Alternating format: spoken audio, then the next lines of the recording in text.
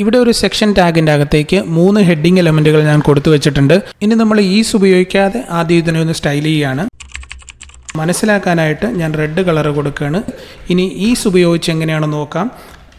Section space ഇട്ട് കൊടുത്തുകൊണ്ട് കോളനിട്ട് is എന്നിടുക. ബ്രാക്കറ്റിൻ്റെ അകത്തേക്ക് നമ്മുടെ ഇവിടെയുള്ള ഈ 3 എലമെൻറ്റുകളും H1, H2, H3 എന്ന് കൊടുത്തുകൊണ്ട് ബാക്ക്ഗ്രൗണ്ട് കളറ് ഇവിടെ മനസ്സിലാക്കാനായിട്ട് ഞാൻ ഗ്രീൻ കൊടുക്കുകയാണ്. അത് വന്നിട്ടുണ്ട്. ഇനി ഈസിൻ്റെ 1-2 ഗുണങ്ങൾ നമുക്ക് നോക്കാം. അതിനായിട്ട് ഈസിൻ്റെ ഈ സ്റ്റൈല് ഞാനൊന്ന് കമൻറ്റ് ചെയ്ത് വയ്ക്കുന്നു. ശേഷം ഇവിടെ വന്നുകൊണ്ട് കോമയിട്ട് ഞാനൊരു ഇൻവാലിഡ് ക്ലാസ് കൊടുക്കാനായിട്ട് പോവുകയാണ്. നമുക്കറിയാം നമ്പർ യൂസ് ചെയ്ത് സ്റ്റാർട്ട് ചെയ്യുന്ന എല്ലാ ക്ലാസ്സുകളും ഇൻവാലിഡ് ആയിരിക്കും.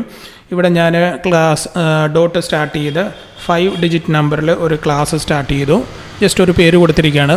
നിങ്ങൾക്ക് കാണാം ഇവിടെ തിരിച്ചത് ഡീഫോൾട്ട് കളറായ ബ്ലാക്കിലേക്ക് തിരിച്ചു വന്നിട്ടുണ്ട്.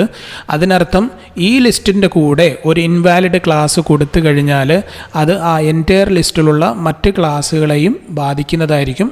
അത് ഇൻവാലിഡായിട്ട് പോകുന്നതായിരിക്കും.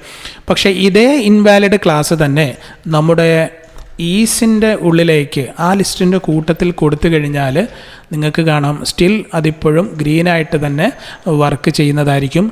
ഇനി ഈസിൻ്റെ മറ്റൊരു ഉപയോഗം എന്താണെന്ന് നോക്കാം. അത് മനസ്സിലാക്കാനായിട്ട് ഞാനിവിടെ ഹെഡിങ് ടാഗിൻ്റെ ഉള്ളിലേക്ക് എല്ലാ ഹെഡിങ് ടാഗിൻ്റെ ഉള്ളിലേക്കും ഒരു സ്പാൻ ടാഗ് കൊടുത്ത് വെച്ചിട്ടുണ്ട്.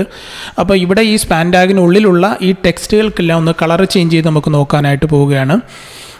അപ്പോൾ അത് മനസ്സിലാക്കാനായിട്ട് ആദ്യം ഞാൻ ഈ ഈസിൻ്റെ സെക്ഷൻ ഒന്ന് കമൻറ്റ് ചെയ്ത് വയ്ക്കുന്നു. ശേഷം നമുക്കറിയാം അതിൻ്റെ ഉള്ളിലുള്ള എലമെൻറ്റ് സെലക്ട് ചെയ്തെടുക്കേണ്ടതുണ്ട്. അതിനായിട്ട് സെക്ഷൻ H1 സ്പാൻ, ഇതേ സ്പാൻ തന്നെ നെക്സ്റ്റ് സെക്ഷനിൽ പേസ്റ്റ് ചെയ്യുക. അതിനുശേഷം ഇവിടെ കൊണ്ടുവന്ന് നമ്മൾ കളറ് മനസ്സിലാക്കാനായിട്ട് യെല്ലോ കൊടുക്കുകയാണ്. ഇനി ഇത് തന്നെ നമുക്ക് ഈസ് ഉപയോഗിച്ച് എങ്ങനെയാണെന്ന് നോക്കാം. അതിനായിട്ട് ഇതും ഒന്ന് കമൻറ്റ് ചെയ്ത് വയ്ക്കുക. ശേഷം ഈസ് അൺകമൻറ്റ് ചെയ്തെടുത്തുകൊണ്ട് അത് ആ സെക്ഷൻ ലൈൻ ഓഫ് കോഡ് ഒന്ന് കോപ്പി ചെയ്തെടുത്ത് ഇവിടെ കൊണ്ടുവന്ന് ജസ്റ്റ് സ്പേസ് ഇട്ട് ആ സ്പാൻ എലമെൻറ്റ് മാത്രം സെലക്ട് ചെയ്താൽ മാത്രം മതി. കളറ് യെല്ലോ കൊടുത്തു. കണ്ടില്ലേ, അതവിടെ വർക്കായിട്ടുണ്ട്. ഇനി സ്യൂഡോ ക്ലാസ്സായ ഈസിനകത്തേക്ക് നമുക്ക് മറ്റൊരു സ്യൂഡോ ക്ലാസ് യൂസ് ചെയ്യാനായിട്ട് സാധിക്കും. അതിന് വേണ്ടിയിട്ട് ഞാനിതൊന്ന് കോപ്പി ചെയ്തെടുത്തു, താഴേക്ക് പേസ്റ്റ് ചെയ്തിട്ട് നമ്മുടെ ഉദ്ദേശം H1 ഹോവർ ചെയ്യുന്ന സമയത്ത് ആ H1 ടാഗിൻ്റെ ബാക്ക്ഗ്രൗണ്ട് കളറൊന്ന് ചേഞ്ച് ആകുകയാണ് ഉദ്ദേശം. അതിന് വേണ്ടിയിട്ട് ഞാൻ ഈ സ്പാൻ കളഞ്ഞു. ശേഷം ബാക്കിയുള്ള എലമെൻറ്റുകളും കളഞ്ഞിട്ട് ഇവിടെ H1 ഹോവർ എന്നെഴുതുകയാണ്. ഞാനിതിൻ്റെ ബാക്ക്ഗ്രൗണ്ട് കളറൊന്ന് ചേഞ്ച് ചെയ്യുകയാണ്. ബാക്ക്ഗ്രൗണ്ട് കളറ് ഞാൻ റെഡിലേക്ക് കൊടുക്കുകയാണ്. സേവ് ചെയ്തു. ഇനി നമ്മൾ ഹോവർ ചെയ്ത് നോക്കിക്കഴിഞ്ഞാൽ അതവിടെ വർക്കാകുന്നതായിട്ട് കാണാം.